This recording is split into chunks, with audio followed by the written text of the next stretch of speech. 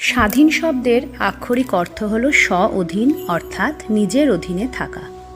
অন্যের অধীনে না থেকে স্বতন্ত্রভাবে জীবনযাপনের গুরুত্ব এবং মর্যাদা অপরিসীম। স্বাধীনতা বা স্বতন্ত্রতা যে কতটা আবশ্যক এবং প্রয়োজনীয় তা দীর্ঘ 200 বৎসরের ইংরেজ শাসনাধীন ভারতবর্ষের ইতিহাস থেকে সহজেই অনুমেয়।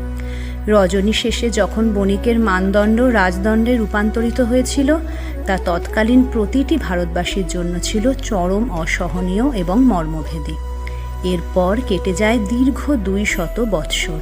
এই দীর্ঘকালব্যাপী পরাধীনতার গ্লানি, শোষণের যন্ত্রণা এবং বৈদেশিক শাসনের অত্যাচারে জর্জরিত হয়ে ভারতবাসী মুক্তিলাভের আশায় প্রহর গুনতে শুরু করে। কত রক্তক্ষয়ী সংগ্রাম, বীর শহীদের বলিদান, অনশন, বীরঙ্গানা মায়েদের আত্মত্যাগের মধ্য দিয়ে সুকঠিন সংগ্রামের পর অবশেষে